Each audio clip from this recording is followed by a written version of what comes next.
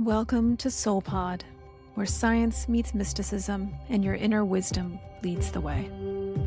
I'm your guide, Crystal Cassidy, and together we will bridge the seen and the unseen, science and spirituality, the practical and the profound.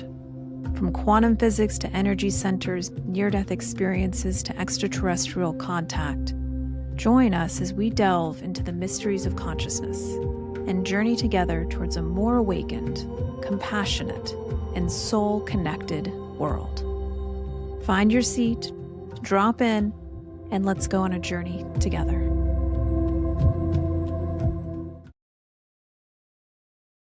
Welcome back, light beings. Really excited for our episode today. We're going to dive into what we call the realms of consciousness, and specifically in these different levels or realms of consciousness, what type of experiences you can expect to possibly experience. And the reason why we really want to have this conversation is because as you awaken, as you move through your journey, oftentimes you start to be able to perceive things that maybe you didn't used to perceive before you had opened up your consciousness to that possibility. So we'll talk a little bit about the disembodied realms, aka ghost, all the way up to the angelic archangels, collective consciousness types of realms. And I'm joined today by the fantastic three here, Linda and Cat, joining our conversation as we embark on this exploration with you. Welcome, Linda and Cat. Thank you. This is going to be a good one. Yeah, very, very fun. And not often talked about. You know, for me, at least when I first started perceiving ghosts, I was like, okay, what is this part of the experience? And the short answer is, it is. So we can start maybe in a conversation around how we think about these realms and why we call these realms. And from my perspective, it seems like each time I awakened into a new level of consciousness, and we've talked a little bit about what that awakening journey can be like in other episodes, but there seemed to be around those same times different things I could perceive, different interactions I was having in the field of possibility. So maybe Linda, have you ever kind of had that experience as you awakened, and how do you think about these realms we're going to talk about today? Yeah, definitely. I mean, I think the thing that is most valuable about this conversation as a whole is that before awakening, these encounters might still happen. You might still have this kind of connection, whether it's from, who knows if it's a genetic component, if it's a spiritual component, if it's something that you just come to this planet in order to master. Who knows what the answer to that is? But before awakening, it can be so scary and so overwhelming, and something that makes you really question, what we consider to be like your sanity for the human realm. But after awakening, you start to see that there's this level of unseenness that's constantly around us, and there's these energies that we're working with far beyond what exists within the human body. And you start to realize how much the human body is kind of moving through this like gelatinous space rather than existing separate from everything happening around it, right? And you were the one that really opened me up to the idea of it being realms of consciousness rather than like levels of consciousness or something that is to be accomplished. It is something that you're moving in and out of constantly, right? And so when I think of it being realms specifically, I love that reframe because it really does say like, hey, that's there for you to tap in and out of whenever you want. It probably existed before you awakened, and it probably will continue to exist even if you're in a state of denial. But when you're ready to accept, it is there for you. And that certainly has been my experience throughout the awakening process. Yeah, I love that. The idea of realms really resonated with me because it's almost like in a video game, you get access to these new, quite literally new worlds where you can experience and choose to experience certain things. But until you enter that door, until you enter that realm of possibilities, you might not be able to perceive it. And you can also have one of these realms open up to you spontaneously, and you may not even know it. And that's why you're perceiving these things. And we'll talk more about why that could be serving your awakening journey. All of a sudden, you find yourself in that level. Mm-hmm. So, Kat, what about you? What kind of opens up inside of you when it comes to this idea of realms of consciousness? Yeah, I think you guys have spoken to it beautifully. But something else that comes through for me is kind of the importance around this conversation in even opening those realms. In my own experience is expanding yourself to hear other people's stories, with moving through or being porous to these other realms, so that you can kind of move into your practices with a little bit more intention, with a little bit more willingness to open yourself up to these realms and kind of move through the veils a little bit more easily. That's something that I've noticed in my practice, especially since hearing, working more with SoulPod and hearing more of the conversations you've had, Crystal, around these realms, and then taking that into my practice with that intention and seeing that, or feeling that, I guess more so, that door open, like you're saying, and feeling what more is available to me because I'm more willing and moving into with more intention. So I think that's also what's exciting about opening up this conversation. Yeah, yeah. And in SoulPod, we talk about some of these realms as you move through each journey. Certain realms are more relevant than other realms, and certainly we'll talk about a few of those today. But I think to start us off, let's just describe the levels, if you will, or the realms in the video game that you can enter. So the first one is the subconscious spiritual realm. So a lot of times this may be the first one that you enter, and this is the realm of perceiving usually what we call negative entities. We'll talk more about that.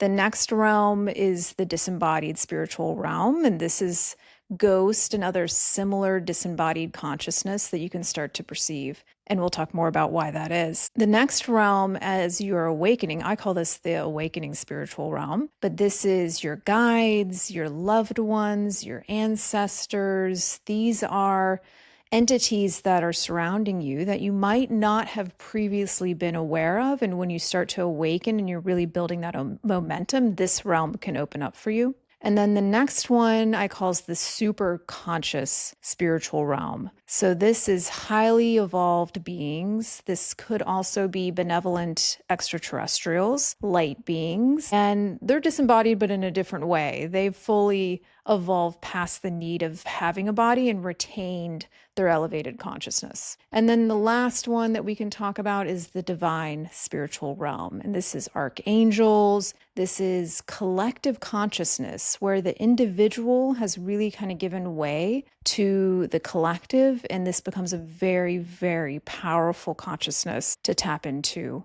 or even channel. So starting us off, going back to the subconscious spiritual realm, and we could spend all day here.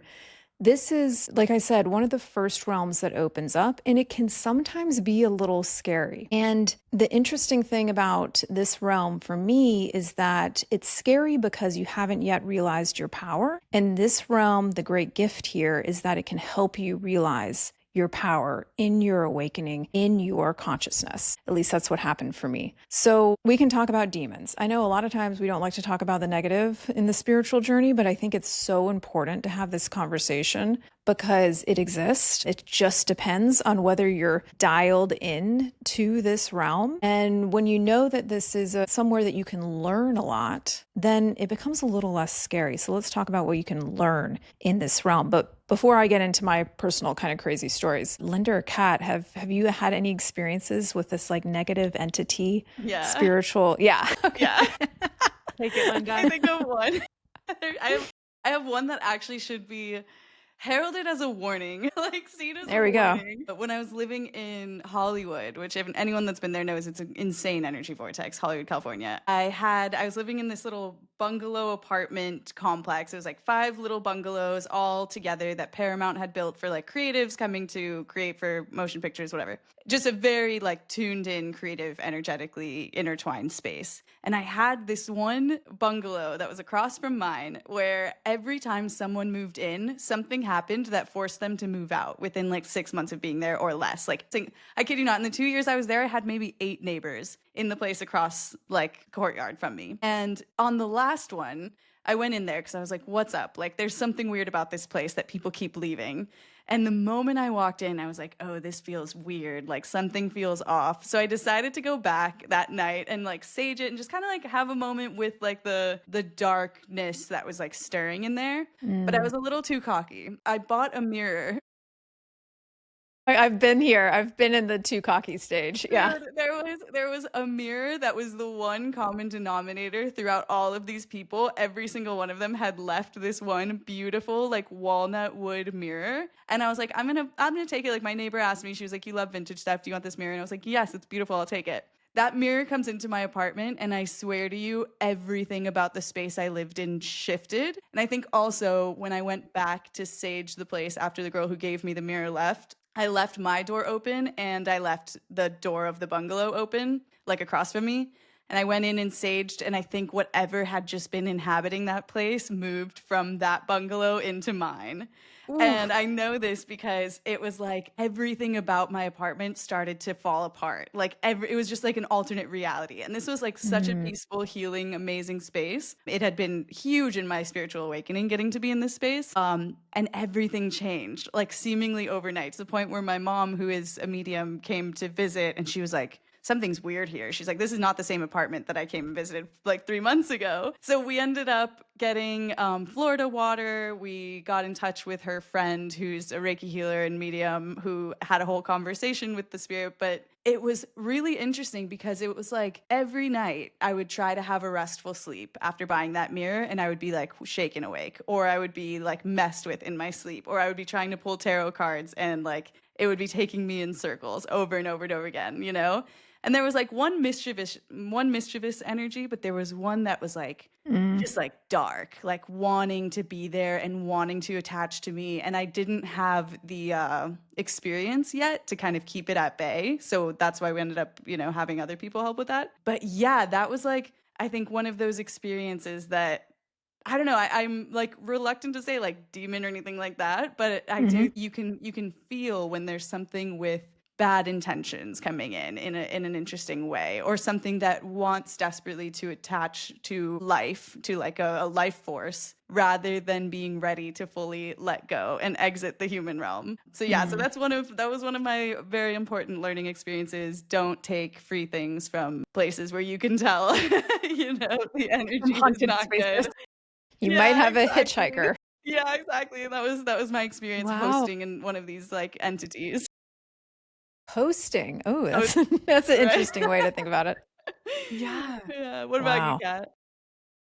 None that really come to mind where it's so clear like that. I think it's been really interesting for me. We'll kind of, continue down the thread moving into disembodied, which is where I think that I started to have these experiences, or where my first experiences with what we're talking about occurred. But I guess I'm curious, like, so in that situation, or even where you hear stories where like demons possess people, I guess, how do we reorient around this as a part of the awakening process and eliminate some of the fear that's there so that we can, have agency and power over this, knowing that it's a part of Yeah. the awakening process? Yeah, that's the kind of cherry on top of this realm is what how does it benefit you? And the funny thing is I do think it benefits us. I agree. Yeah. The existence of the dark, I mean, yin and yang, both of these sides of our universe, galaxy, everything that we know, this exists. And the beautiful thing is that as you awaken, you get increasing capacity and awareness to be able to choose. But at the very beginning, and again, we're talking about the subconscious realm. So when these energies come into your space that are kind of scary, and I'll share some of mine, a lot of times people are like, well, how did I end up in this situation? Why is this happening to me? And we can very quickly get into kind of a victimization when it comes to the spiritual realm. And people, because they have experienced the negative, understandably can be also afraid of the ascension and the access to these other realms. And so it is kind of a checkpoint. It's kind of a initiation, if you will, that you kind of have to go into the dark, into the Mm. cave and turn the light on. And it is a little bit scary, but ultimately my best advice to people when they're going through the dark side of this realm is that you are so much more powerful than these entities and these energies. And Mhm. that's what's being asked of you. Ooh, getting chills talking about it. That's what's being asked of you in this realm. If you think about the hero's journey, or the story of the Hobbit. You were going through the darkness, but you discover how powerful you are. And that was certainly my experience. So I have a real deep respect for the dark and kind of ironically, a appreciation for it, because there is so much opportunity to learn what it is you're really made out of, which is light, which is consciousness. And there is nothing that can harm your soul. Yes. Nothing can harm your soul, your highest self. I think that this realm is asking you to realize that. Yeah, I agree. That was actually the resolution for like all of that whole situation, was reclaiming autonomy, and working with like the healer was part of that. Was she told me the exact same thing, which is like, you know, what's that one line? Darkness doesn't destroy light, it defines it. And it kind of makes you tune into your own power when you claim that autonomy and say like, no more, like I'm done with you being here. Thank you for the lesson. Thank you for the opportunity, but it's time for you to go, you know? Yes. Yeah. Autonomy. I love that. Reclaiming autonomy. That's huge. And you really need that as part of to be able to move forward in your spiritual journey, for sure. Yeah. And I think that too, that what you just said, Crystal, that your soul and your essence cannot be harmed, like really internalizing that and knowing that, at least for me, has been the portal to opening up other realms. And there's something about that there's an inherent, protection, there's inherent safety that allows you to assert your power and to stand in your light and to kind of, banish essentially like any dark energies or dark spirits from your field. Yeah, it's a really beautiful initiation. It's one of my favorites. So I'll share a real quick version of my demon story. Yeah, and actually similar to you, Linda, I think it was associated with an object. But very long story short, we had come across a psychic on the street. And this is another warning. Maybe don't accept psychic services from just anybody. She was very, very accurate. It was pretty wild. She said somebody close to me was going to die very, very soon. And my grandfather passed away the next morning. Wow. So she was very tapped in. And maybe even subconsciously, this energy was transitioning through the objects. I don't know. But my friend that was with me had a nightmare that night after that experience and had called me up, and she was very, scared. And I went over to her house, and she had an entity kind of accessing her in the dream state, feeling like pulling her down levels and levels of the subconscious. And she couldn't come out of the dream state, was very scared and everything. Finally fought it off, she knew she was fighting something, said for it to show itself. And I won't talk about the entity itself, so I don't think that's helpful. But this entity showed itself, and then we looked it up, and this was a pretty well-documented entity that tends to latch on to people's subconscious if they're open. And so I immediately had a feeling. I was like, if this comes for me, I swear I'm going to be so upset. And sure enough, that night, I woke up, and I always left a light on because I was also seeing a lot of disembodied consciousness. So it was a little wild for me at that point. And there was this entity at the end of my bed, like straight out of a horror movie, the scariest thing you can imagine in your mind. And it was there, and then it evaporated, and then my bed started shaking, just like out of a movie, like crazy. I'm sitting in my bed fully awake and it's shaking, which will just like blow your mind, right? It's giving The Exorcist, yeah. It's very Exorcist coded. And I was like, ooh, all my training here. Okay, like settle in. And I was like, I acknowledge you. I see you. I think I even said I appreciate you. Respect you. You've got some power. Yeah. But this is not your space. This is not your time. And my bed started shaking more in response. I was like, all right. And I'm like leaning over. I grab a white candle. I lit a white candle, and I could feel this energy come through me, like my own higher self or power. And I was like, this is not your space or your time.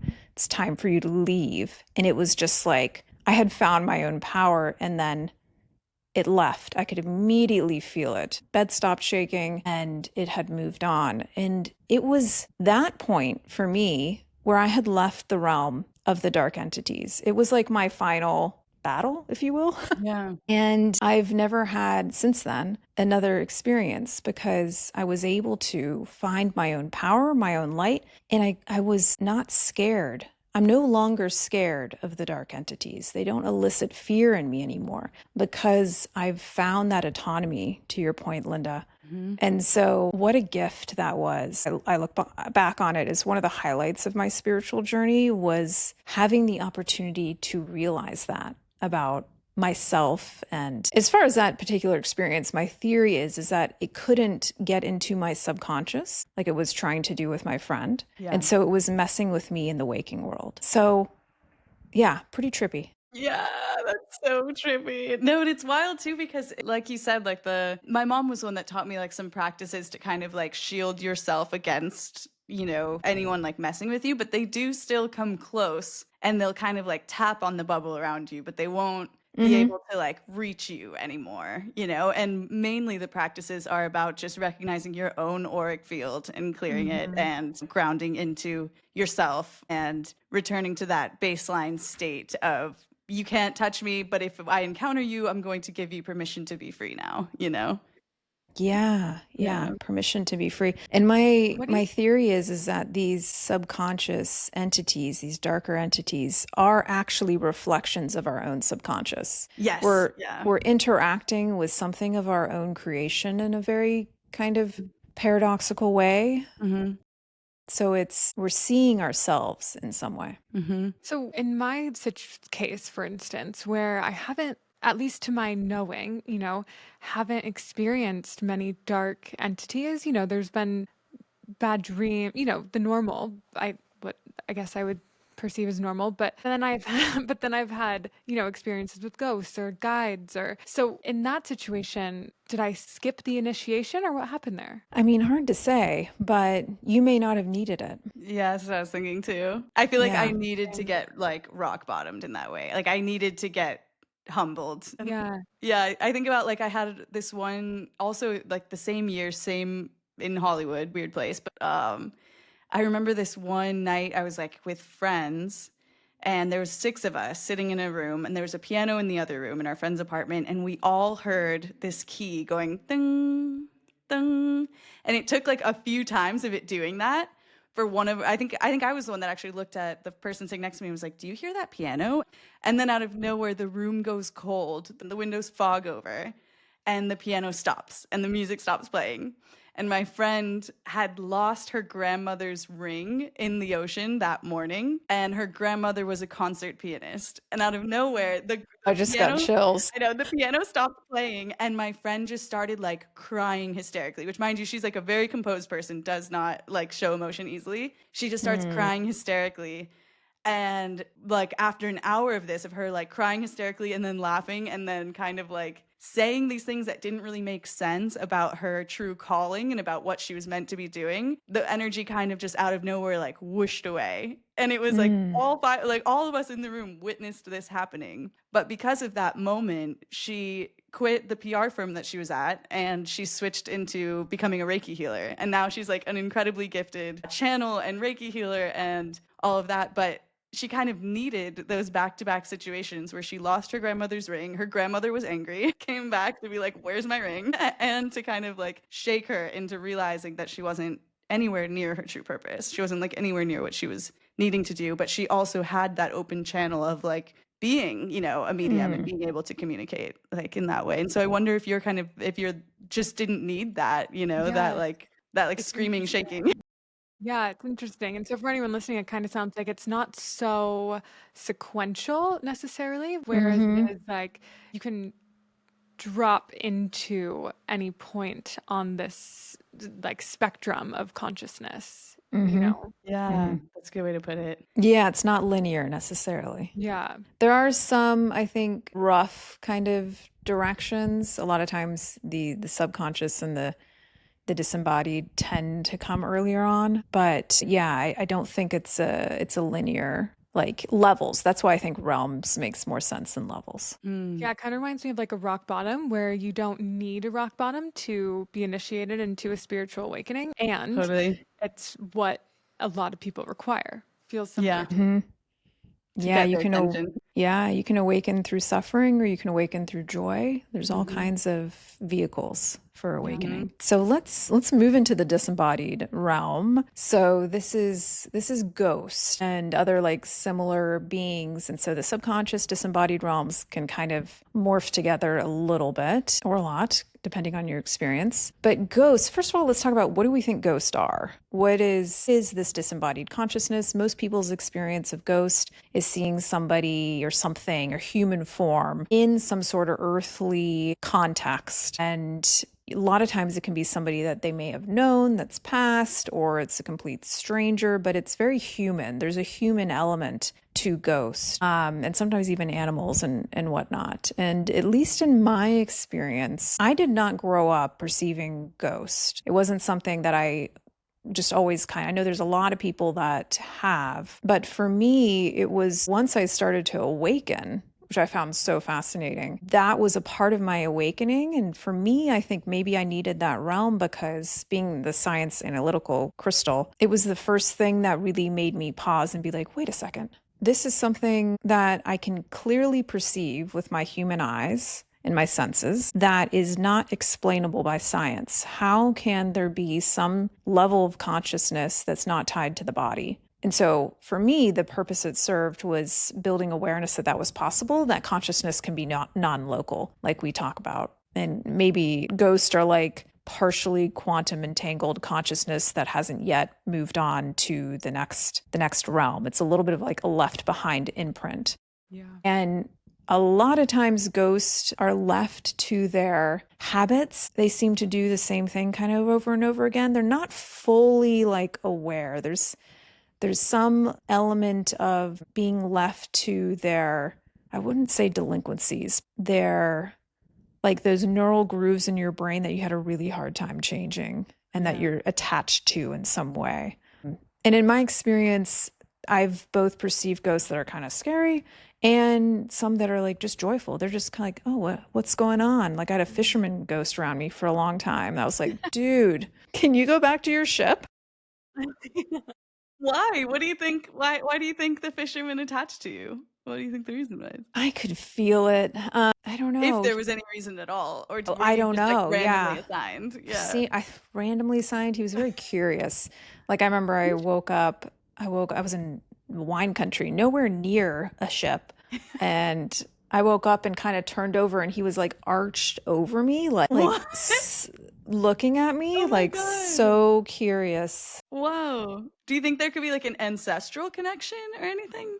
Didn't feel that way to me, Interesting. And are but he you had like a cute interacting? little fisherman's hat. Are you interacting? Like, are you Um, speaking with them, or is it just like energetic responses between the two of you? That's a good question. I wouldn't say, I mean, we're interacting a little bit in the context of like, I see him and then he's like, oh, sorry.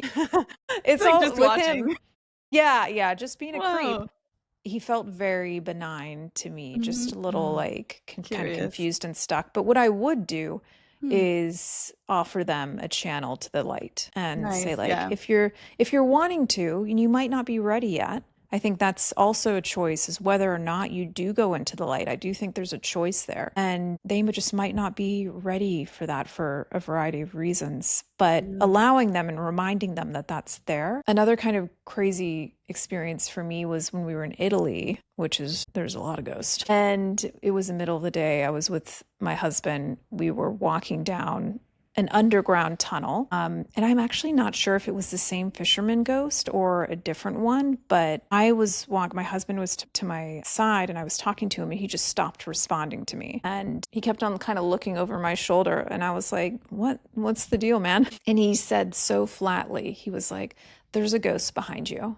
And I was like, Oh my what? And God. I turn and then I see a form float off into the wine barrels. Oh my And I God. was like, did it just float off into the wine barrels? And he was like, yep. And even for me, I'm like pretty much a ghost pro at this point. That really shook me because Yeah. I didn't expect somebody else to perceive it. Right. My husband is very much not in this kind of spiritual ascension realm, if you will. And so for him, that was a huge, like, he perceived it with his own eyes and perception in the middle of the day. We hadn't had any wine yet, so Yeah. that was like a big breakthrough. I don't think that was necessarily meant for me. I think it was meant for him. Mm-hmm. But that he said the guy had a fisherman's hat on, an old man. And I was like, is it the same guy? You're like, is that my buddy? Is that my Yeah. Is buddy? that a ghost accessory? He came on vacation But with you then I guys. Yeah. got too cocky, Linda, to your point. I Yeah. got back to we were staying at a castle that night from 900 AD. And I Very got cool. back and I was like, I'm going to show off all my clearing like tools. And I was like, don't worry, Jordan, I've got you. And I started doing my clearing practices. And I don't do those as much anymore because I feel you get maybe to a point where you don't need them, but do them. Do them. If you feel like you need them, then you need them. It's great for practice too. It like develops the muscle, you know? Yeah. So that you can do it faster. But that was a mistake, doing that in the castle. That night was wild. Oh my God. Things like, were "You're flying our off outlet." shelves. Like, they're like, we've been here for like almost 1,000 years. Do you think they were like upset? They were like, don't mess with Oh, our space. Oh, they that's were valid. That's pissed. We're like, that stage is cute. Yeah. That's Yeah. sweet. Nice try. Yeah. Oh, that's exactly. They were like, let us show you Yeah. what we can do. Oh my God. That's so wild. But I wasn't too scared. I was just like, wow, this is impressive. Yeah, exactly. We also were like not hating that we were checking out the next day. Right. Like we're ready. So how about you, Kat? Have you had a disembodied experience? Yeah. I've had a few interactions with ghosts. I mean, I think the most kind of recent, like a few months ago, was woke up middle of the night and just had this like overwhelming knowing that there was a presence in the room. And so I just kind of looked towards the door, towards the entrance, and saw this is just the best way I could have described it at the time too. I was like, it was a ghost. I saw a ghost just turning, and it had, long hair, and I didn't see much more about it other than it was a woman and it was turning to leave. Like as soon as my attention was put on it, it started to leave. And in my experience, it was actually quite a unsettling energy. And in hindsight, I don't know if that was necessarily the energy of this being or if that was the energy that I was projecting into the experience, right? Of being Ooh, yeah. kind of bringing my own beliefs and my own paradigm into perceiving ghosts based on everything we've been programmed with about ghosts. Like, oh, it's their only intention is to harm or to create chaos or disharmony. Like, and then as I was processing the experience and moving into the next night, because I noticed I was bringing fear into my next night of sleep, and I was like,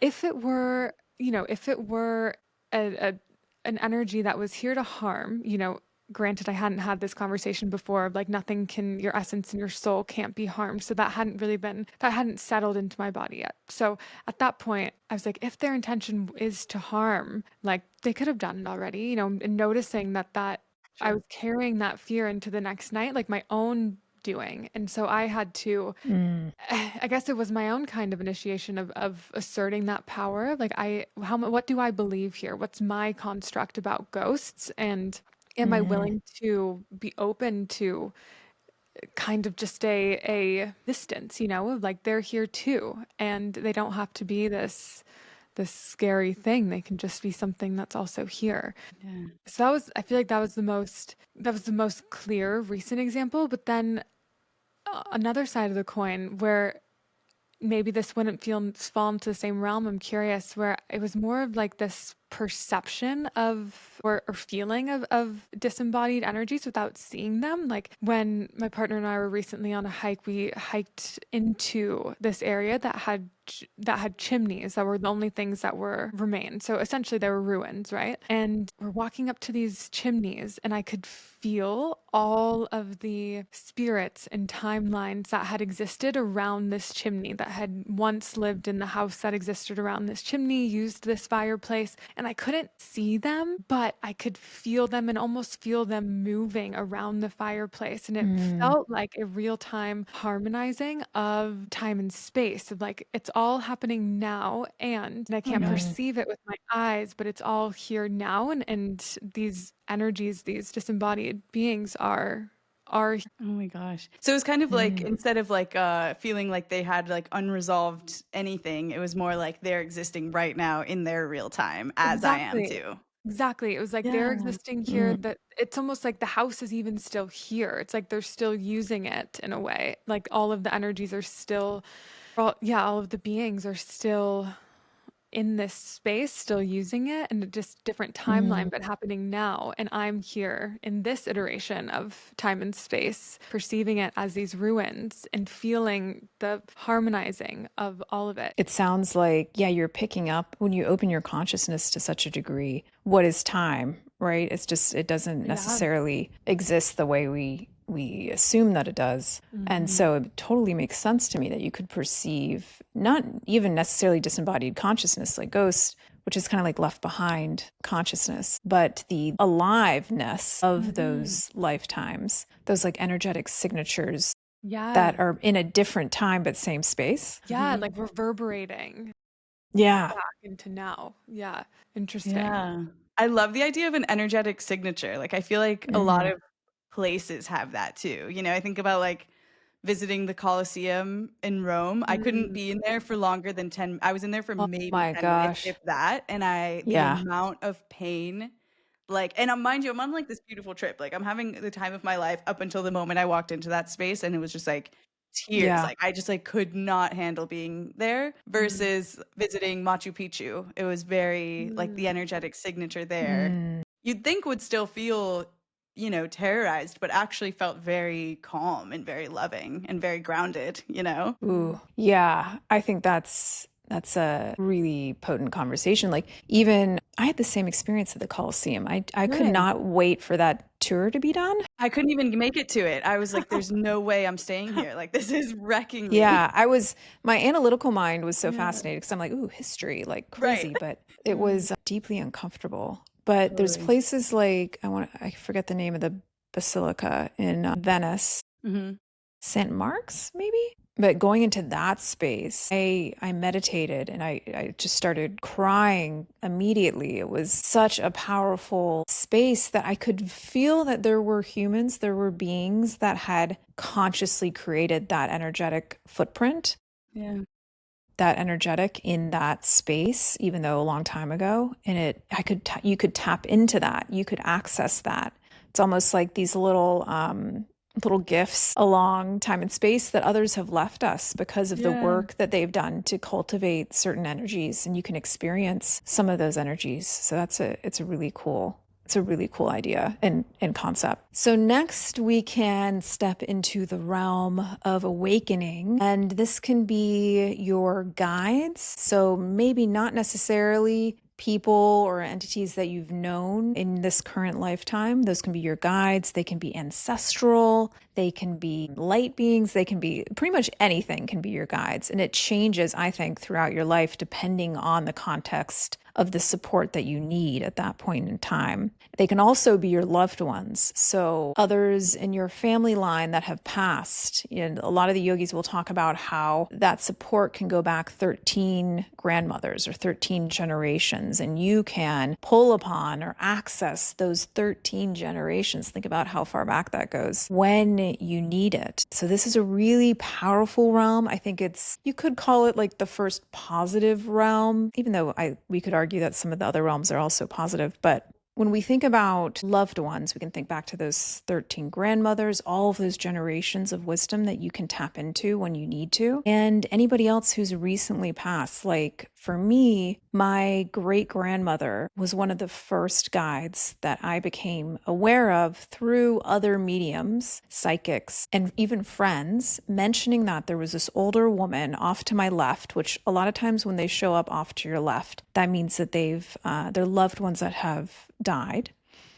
And multiple people talked about this older woman off to my left that was with me. I don't think she's with me anymore, but she was during the beginning of my awakening. And I love thinking about this because I remember meeting her when I was very young. She lived to be over 100, had had a really rough life coming over from Ukraine to Canada. Her parents, I don't really know the full story, but she was an orphan and had been raised by an abusive family in very tough conditions in Canada, and married my great-grandfather, who by all accounts was an amazing man, and had 8 girls, one of Oh which my was gosh. my grandmother.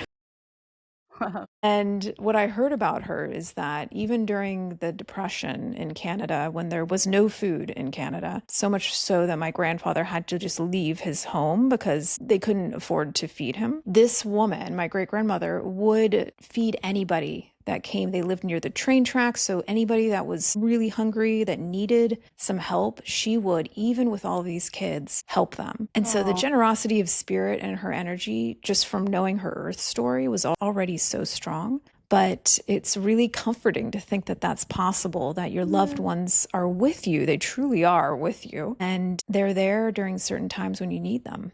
So maybe like Linda, do you have any experience with either guides or deceased loved ones supporting you? Yeah. Oh my gosh. Yes. I think one of the earliest things in my spiritual awakening journey was realizing how direct that line of communication can be between you and your guides. Like I definitely in the early days could just kind of energetically reach out and feel this like team around me. And even, whenever I would have to make a really challenging high self-worth decision, I could feel them like even right now, like I can feel that my life is on a big edge and like things are changing, and I can feel them kind of going like keeping quiet to let me have the process and have the moment.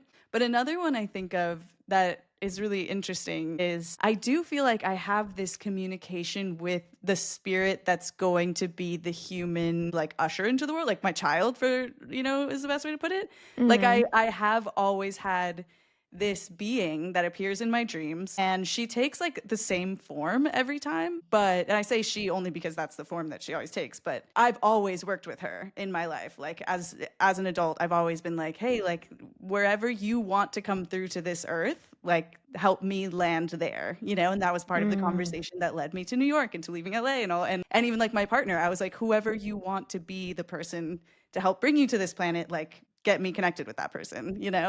Mm. So that one's really interesting because I haven't actually met this being yet. But even like the other day, I was sitting in bed with my cat and just having like a really sweet moment. And I felt it almost feels like this mist descends, and it's funny because I'm a very visual person. But when it comes to these kind of things, I don't get visuals like you do, Kat. I like wish I did, or like my Mm. mom does too. I get like an overwhelming sense, like I smell Mm. things or I sometimes hear, but it's more like a feeling, like a huge feeling. And in this particular case, it was like this mist descended, and I knew that that spirit who's like wanting, eventually to come earthside, I knew that they were like there. And we kind of had a little conversation. I was Mm. like, what's good? And she was like, this is cute. But yeah, so that one's a really interesting one because I know that that spirit is there, and I know it's constantly orbiting me, and just waiting for like the right time, and very much having a part in my journey. Like anytime it feels like something I thought would be the thing falls apart, I'm like, okay, hey, help me out. Like, I don't know if this is related to your story, Mm. but get me on the track that's part of your story. So it's funny how we can even have a part in like future generations without realizing it, if that makes sense. It's kind of similar to that, like timelines harmonizing, it's like they're Yeah, coming through in the present because exactly what you're saying, they're orienting you around the timeline that they come in through, and totally. so it Yeah, is, it's like yeah. it's time harmonizing from your guides. It's really Yeah, beautiful. exactly. And it's very much like I know I can't fight what is inevitably going to be part of your story. So just like make it clear, and I got you. Yeah, it's like being a future guide. Yeah, I feel because you were saying, Linda, that you don't get visuals as much, and I do feel blessed that I like that's how they come through for me because it's so clear and obvious, and it's not always visual. Like I was even gonna say, times that a certain bird comes through, I'm like, oh, it's my grandma, or a certain, Yeah. it's not always like my guides are coming through so literally and so clearly. It's like also just these winks and nudges and little like um synchronicities that align that I'm like, oh, well, clearly, or the song will come on and I'm like, okay, well, clearly that's my dad. You know, but I've experienced, obviously, since my dad passed, it's been this portal that's opened where, and I'd experienced it before. I experienced it during an ayahuasca journey where I clearly was connected with like my some lineages, my grandparents and my maternal line, and meeting and intertwining with those women that I'd never really like thought much about, you know. And there was a part of me that was very, in a way, like immature in my becoming of like not really giving much reverence to my lineage, you know? And so in this Mm. journey there's been a breathing life into that, and with like a maturity around that of how much is sown into us from our lineage. And so I'd experienced that, but then this portal has just been opened. And as like I've said, as we've had these conversations, like I've become so much more curious and so much more intentional about calling in these experiences and calling upon my guides. And I think being less passive about it and much more, you know, blatant, and going into Mhm. meditation and asking for my guides to reveal themselves. And my dad's a special one because, you know, he's my dad. So he's just showing up often, all the time, like without Yeah. me needing to ask. He's just like right here, and he'll show his face and he'll interact with me. And I feel so blessed to have access to that in my consciousness, you know, and be open to that. Having lost him so recently, it's like something that's so healing in the grieving process, is to still have access in between that veil. But yeah, like really being blatant and going in with my practices and asking. And I think that is also something, you know, for anyone listening, it's like we all have guides, whether they take the form of loved ones Mhm. who have passed, or, you know, as Linda, you're saying, your future child, or maybe not even necessarily related to you, like a past life version of you. You know, we all have them, but kind of calling them in and beckoning them to you Mhm. is feels like a part of the process, at least in my opinion. Yeah, I fully agree. And I think also being like one thing that I think is really important for people who are especially new to these kind of like open channels is that they have to have your consent. They're not going to do anything unless you invite them to, you know? Mhm. Yeah. And whether that looks like crying on the shower floor begging for help with the situation or simply casting out that energetic line, like you have to invite their interference, otherwise they're not going to interfere, you know? Yeah. Yeah, and even something else that's coming through for me is starting to become more curious, like asking if you have access to your grandparents, or even just your parents, or if you have access to family that can tell you more about your family and your lineage, Yeah. and what stories you connect more to, and what personalities you connect more to. And, you know, like, you know, Crystal connecting to your great grandmother in that way, and her generosity. And Mm. then I think like starting there and kind of creating that paradigm of what they were like and how they existed is almost like a, you know, it's like lighting the candle. It's like calling them to you and telling I them Mhm. that you're love ready. that. Lighting the candle. Mhm. And I think there's also and we can also talk about soul family and soul contracts. Mhm. And so a lot of times these guides, and even going back to like the more negative consciousnesses, there can be contracts in place that you chose to have them come in at certain points in time that you may not yet be conscious of in this lifetime. And that's for certain reasons in your own evolution, I think.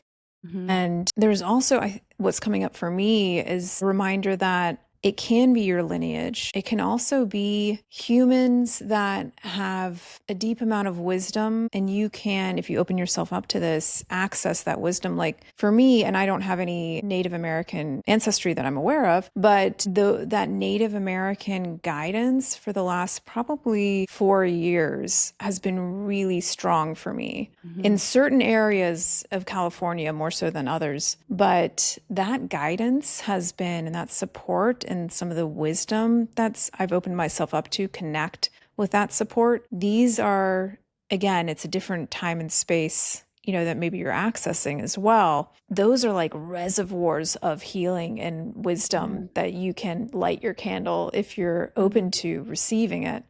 Those energies, I mean, everything's possible in that field when you reach a certain level of consciousness to open that Mhm. realm, Mhm. and you can access this wisdom. I think at this point, it's also important to remind listeners that yes, this wisdom feels like it's outside of you and is coming into you, but at some other level of consciousness, it is all you as well, as all reflections of ourselves ultimately. Whenever you're developing this inner guidance, and I think awakening is simply developing that inner guidance and connecting more of your soul in this dimension, your wisdom is the most powerful wisdom, right? But a lot of times along the way of that awakening to your own internal wisdom, there's little helpers along the way that are trying to help you remember your wisdom. Yeah. So it's all really like a beautiful system of support, I think, in this realm. Yeah. Yeah, it's almost like also when you think about it, and this kind of segues us into the super conscious, but there is kind of an interesting dynamic where you can have a repetition of like we can show up as each other's angels in a way. You know what I mean? Like, do you ever have repeating circumstances where you get the same message from like four different strangers or something like that, where it's Oh my like, gosh, like starting this podcast, you yes, two were my exactly. angels. Yeah, exactly. And it's like kind of this interesting web of consciousness when you think about it, where it's like, you know, like I've told you about how I had like that curse of the angry man yelling at me in public up until I finally like put a subconscious level end to it.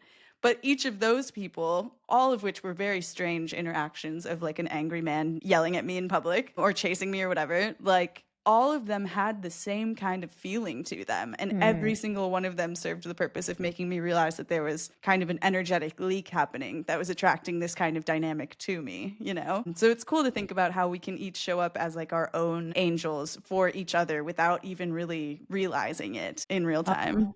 So Yeah. cool, so magical. I know. It's wild. Yeah, Yeah. I love that. So our next realm here is the superconscious realm. So I roughly lump this realm into highly evolved extraterrestrials, so other universally based consciousnesses that are highly evolved. Also light beings, so these could be kind of like extraterrestrials, but they've evolved past the need for the physical vessel. And then we'll get into like the divine to close it out, but this is the realm that has been most active for me in the last few years, is connecting with these highly evolved extraterrestrial beings that some have bodies, some do not. And they have been, I had an experience last night, which we'll talk more about in another episode. These beings, I think, are helping us awaken past our humanity. So what does that mean for us when it's not just human beings, and we're not alone in this universe? And we just discovered, I think 140 light years away from Earth, this habitable planet just this past week that's hot off the press. So there's a high probability that there is other life out there. And we'll get more into that later. But from my experience, these beings are highly compassionate. They are masters of consciousness as a means of communication. And they're motivated by assisting other species to awaken and join them. And there's certain initiations that we're going through as a species, as a collective consciousness. Right now, we're right in the middle of a big leap up, I think, in consciousness.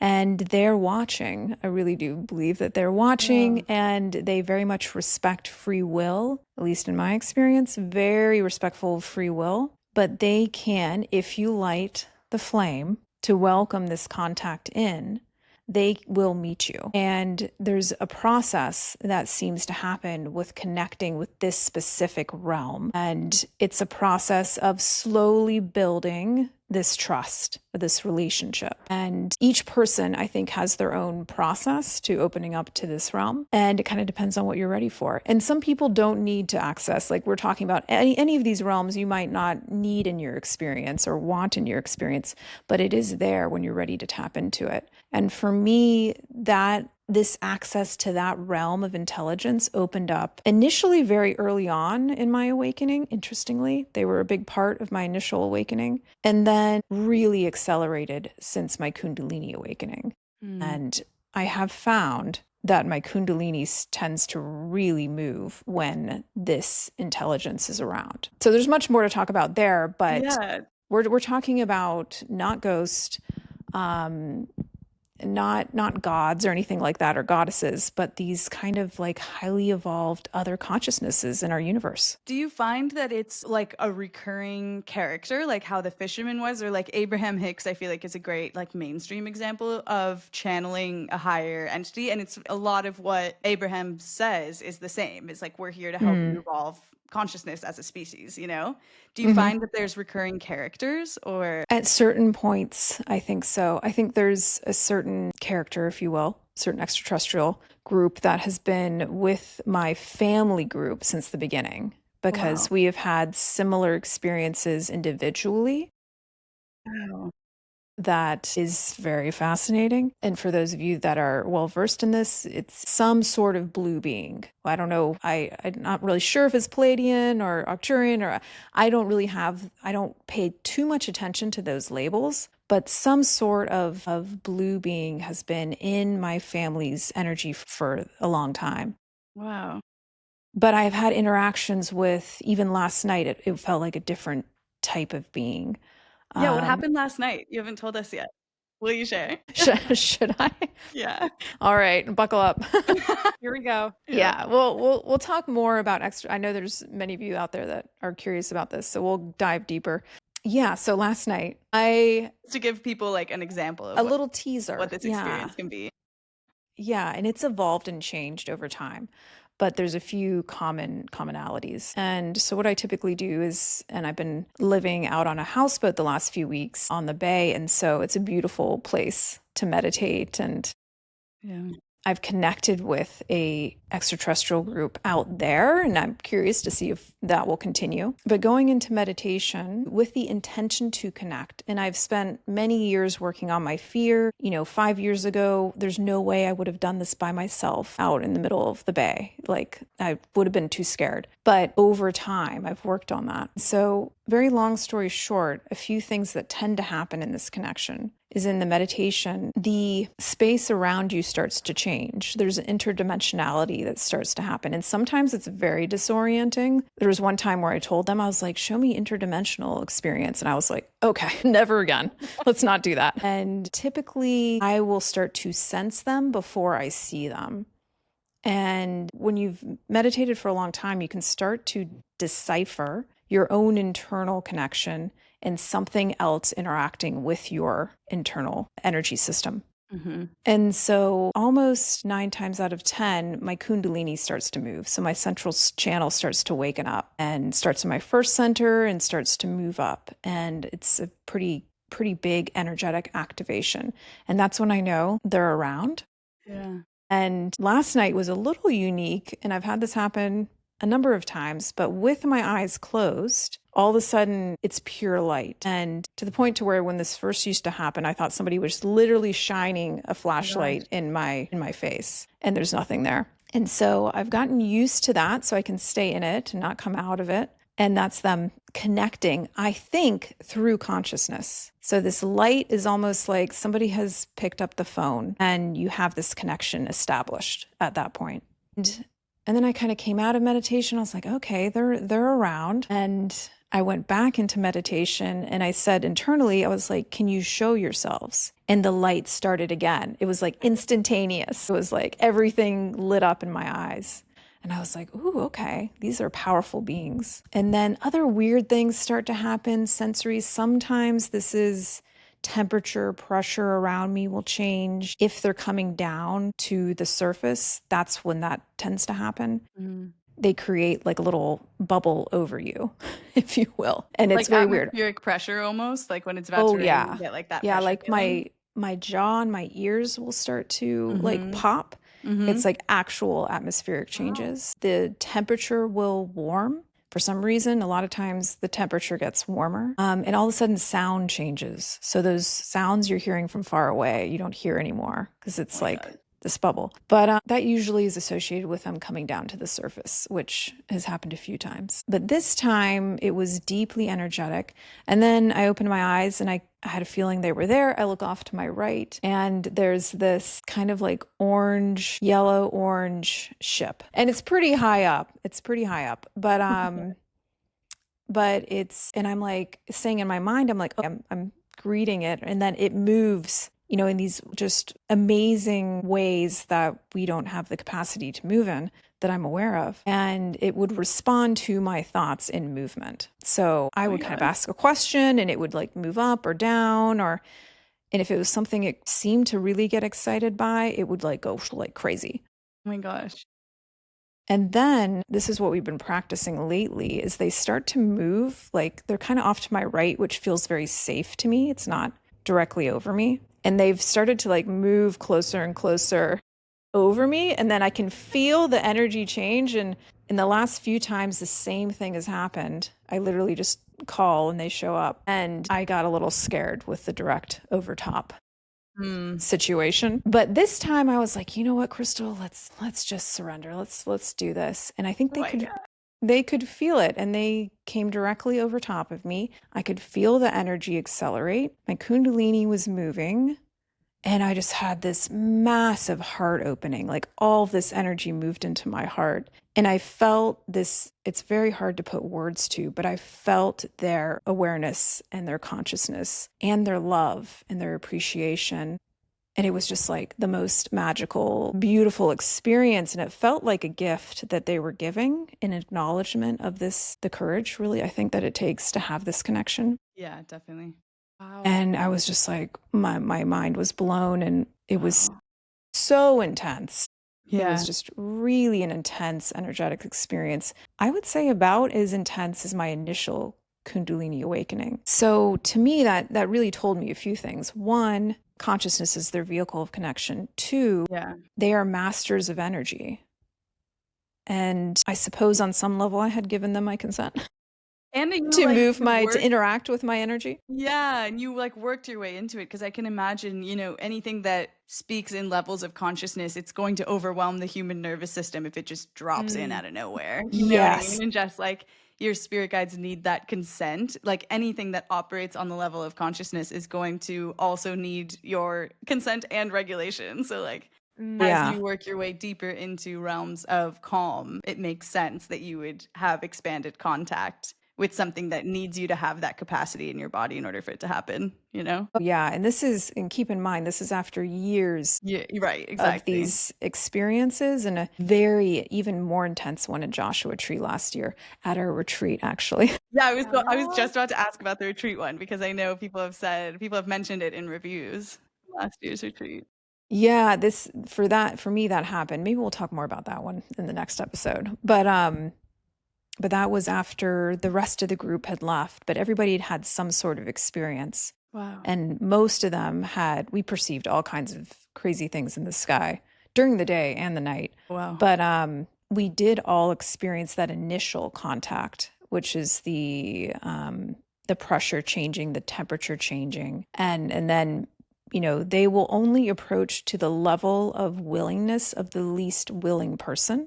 And I think some people got a little nervous, understandably. And of course, afterwards, they're like, did I mess it up? Because I got a little scared. And it's like, there will be times. Yeah. No, I mean, this is part of the practice, is working through that. Because how often have you gone into an experience with the belief that other extraterrestrials can connect with you? Yeah. I mean, that alone is a massive shift. Yeah. In your experience. And so I tell people, your first time is just sitting with that possibility.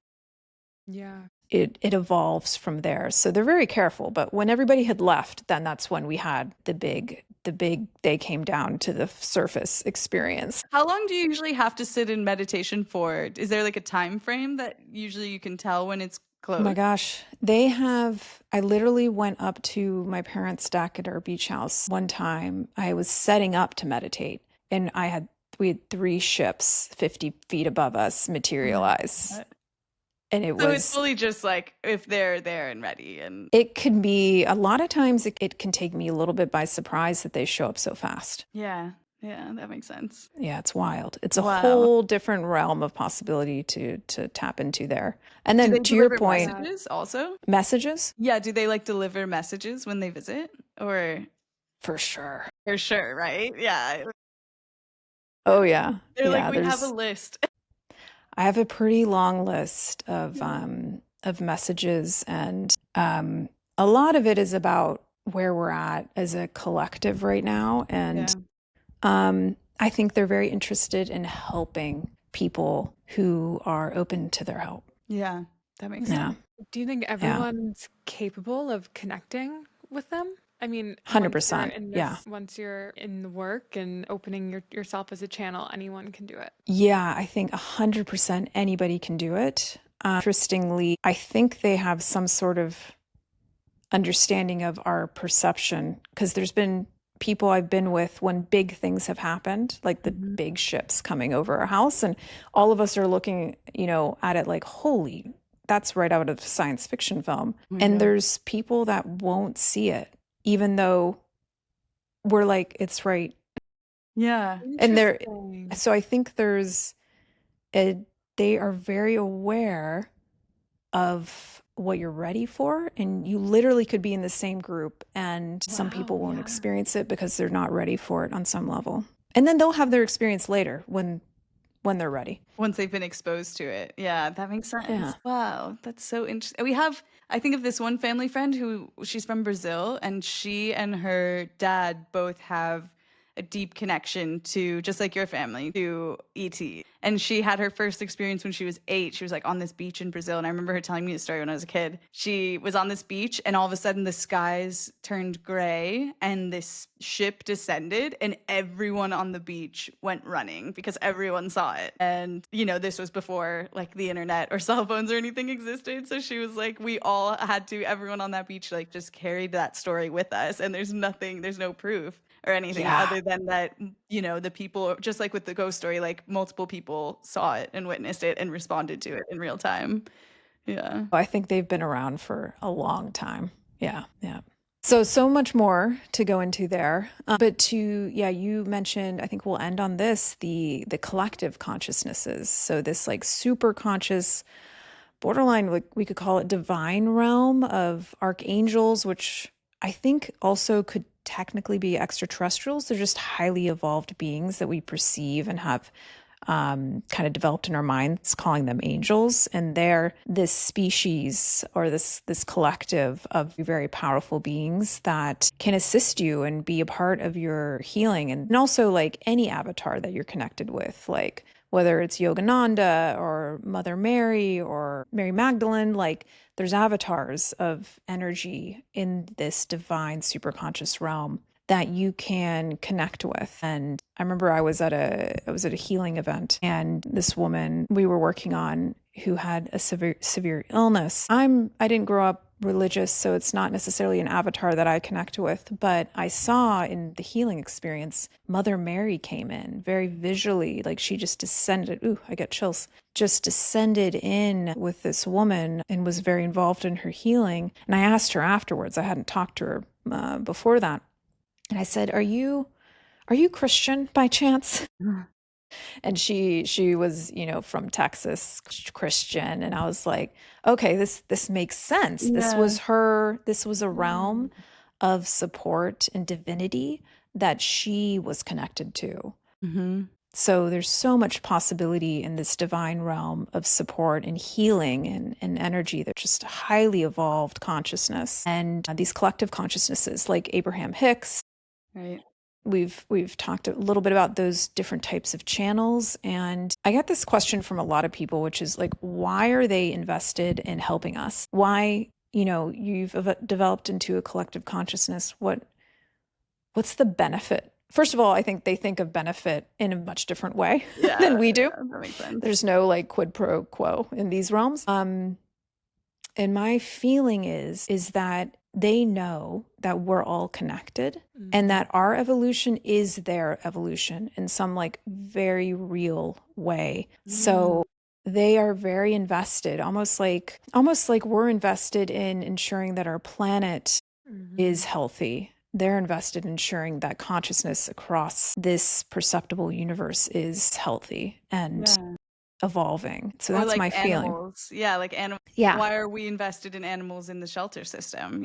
Because it's what makes sense to us, and maybe it just makes sense to them to care about what's happening to us. I think so. Yeah. That example of Mother Mary, it kind of feels like, in a way, our subconscious is impacting like what other energies are able to come through. Because if we, are raised religious and we're programmed to relate to Mother Mary more than any other figure, or insert any other figure there that you're programmed with, you're going to be more willing to let that in. So it feels like for anyone listening and for myself, it's like any barrier that you might think exists to accessing these realms exists in our subconscious. As soon as we dissolve that, either attachment to one specific figure or disbelief in any other, then, the gamut kind of widens of what we are able to access. Yeah. Yeah. Yeah, it's like we need that definition. I mean, it makes sense too because we can't,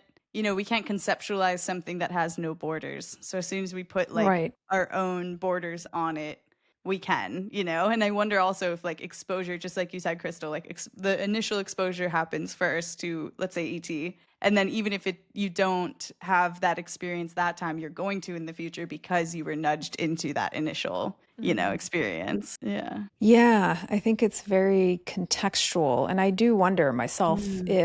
if this divinity is the same thing, it's just approaching us in different forms so that we Mm. can relate to it and receive it. Because I think a big part of healing is in your ability to receive. Big part of awakening is in your ability to receive. And so I do wonder that is it different variations of this consciousness, or is it the same divinity just showing up in different ways? Yeah, Yeah, that's because beautiful. people who are convinced, let's say, that ETs don't exist, like they could be on that, as you're saying, like in the same space with the ship right there, the other people who are Mm-hmm. open to the idea that they exist but won't see it. It's like your perception creates your reality. And so even just as like a thought experiment, playing with what if these realms What if? existed, what if all of these energies that we've spoken about today existed, and not only existed but were accessible to me and were trying to connect with me too. Yeah, I think Yeah. that's a beautiful place to close our conversation for today. What Yeah, if? that was What amazing. if Yeah. these Yeah, what realms if? were accessible to you? Mhm. What would that mean for Mhm. your life and your development and your awakening? I think that's the perfect question to close this conversation, and we'll continue it in so many different ways as we move on in this podcast. But I think, what if? What if? What if? All right. Yeah. Amazing. Thank you all for journeying with us through these realms. We'll see you next time. Thank you, guys. Thanks, guys.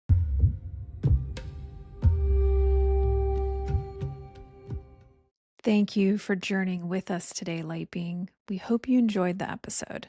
And before you go, we want to invite you to explore the SoulPod app, where you can immerse yourself in daily lessons, guided meditations, and breath work to develop a soul-nourishing daily ritual and tune back into your own inner guidance system. You can download SoulPod in the App Store or directly from the show notes to start your free trial today and awaken the ancient wisdom within you.